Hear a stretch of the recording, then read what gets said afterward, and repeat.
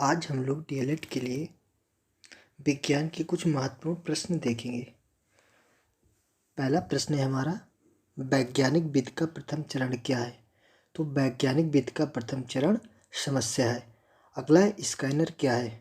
तो मस्तिष्क की जांच करने की मशीन है। तो स्कैनर क्या है? मस्तिष्क की जांच करने की मशीन है। प्रौद्योगिकी के विकास से मानव जीवन में परिवर्तन हुआ है। आगे समुद्री तल पर दाब मापी की पारे की ऊंचाई कितनी होती है? तो 76 सेंटीमीटर। अगला क्वेश्चन है, दाब का मात्रक है तो न्यूटन प्रति मीटर स्क्वायर। किसी वस्तु को जल में पूर्णतः डुबाने पर लगने वाला उत्प्लावन बल वस्तु के भार के बराबर होता है। मूल रोम किन में पाया जाता है? तो जड़ में। आगे पुष्प में नर का भाग कौन सा है? तो पुष्प का नर भाग पुंकेसर होता है। आगे म्यूकर किसे कहते हैं? तो फफूंदी को म्यूकर कहते हैं। खमीर होते हैं तो खमीर हमारे एक कोशिकीय होते हैं। अणुजीव प्रकार का है तो अणुजीव के प्रकार हैं बैक्टीरिया, फफूंदी और खमीर। बहुकोश की संरचना होती है तो फफूंदी। फफूंदी में क्या होता है? बहुकोश की संरचना होती है। आगे क्वेश्चन है, खमीर का महत्व होता है तो अल्कोहल बनाने में, बैंकिंग उद्योग में और औषधि निर्माण में। अगला क्वेश्चन है, साधारण कमरे के तापक्रम में जीवाणु तथा एंजाइम तेजी से करते हैं तो वृद्धि करते हैं। आगे क्वेश्चन है, भोजन संरक्षण की विधि है तो निर्जलीकरण क्या है? निर्जलीकरण हमारी एक भोजन संरक्षण की विधि है। आगे क्वेश्चन है, भोजन को संरक्षित करने की एक मुख्य विधि है तो कौन सी? ठंडे विधि। भोजन को संरक्षित करने की एक मुख्य विधि कौन सी है? ठंडे विधि है। आगे क्वेश्चन है, किस नदी बेसिन में अधिक भूगर्भीय जल संसाधन मिलते हैं? तो गंगा सिंधु में। गंगा सिंधु में सबसे अधिक भूगर्भीय जल संसाधन मिलते हैं। आगे क्वेश्चन है, शोक नदी कहते हैं तो दामोदर नदी को शोक नदी कहते हैं।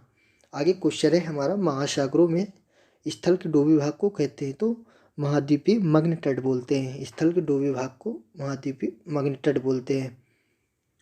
अगला क्वेश्चन है, खान एवं खनिज अधिनियम पारित हुआ था तो सन 1948 ईस्वी में खान एवं खनिज अधिनियम पारित हुआ था।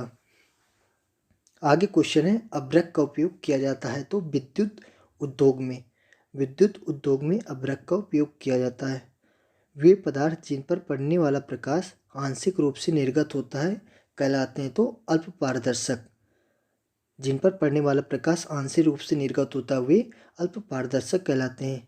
किस प्रकाश स्रोत से उपछाया नहीं बनती है? तो बिंदु प्रकाश स्रोत से उपछाया नहीं बनती है। पृथ्वी की उपछाया से होकर चंद्रमा गुजरता है तब क्या होता है? तब खंड चंद्र ग्रहण होता है। जब पृथ्वी की उपछाया से चंद्रमा होकर गुजरता है तो उस समय खंड चंद्र ग्रहण होता है। सूर्य के सबसे निकट ग्रह कौन सा है? तो बुध। आगे क्षुद्र ग्रह पट्टी किन किन ग्रहों की कक्षाओं के बीच है? तो मंगल और बृहस्पति के बीच हमारी क्षुद्र ग्रह पट्टी पाई जाती है। ध्रुव तारा किस दिशा की पहचान है? तो ध्रुव तारा हमारा उत्तर दिशा की पहचान है। किस में कार्बन नहीं पाया जाता है? तो नमक में कार्बन नहीं पाया जाता है। आगे क्वेश्चन है, प्रकृति में कार्बन पाया जाता है तो मुक्त एवं यौगिक दोनों अवस्थाओं में कार्बन पाया जाता है। कुकिंग गैस में किसकी मात्रा अधिक होती है? तो कुकिंग गैस में हमारी ब्यूटेन की मात्रा सबसे अधिक होती है। आगे क्वेश्चन है, कार्बन का क्रिस्टलीय रूप है तो ग्रेफाइट।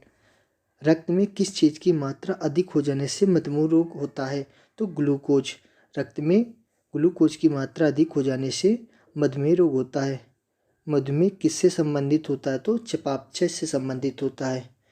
स्त्रियों में मधुमेह होने की संभावना किस अवस्था में होती है? तो गर्भावस्था में। गर्भावस्था के दौरान स्त्रियों में मधुमेह होने की संभावना सबसे अधिक पाई जाती है। मधुमेह रोग है तो यह एक वंशानुक्रम रोग होता है।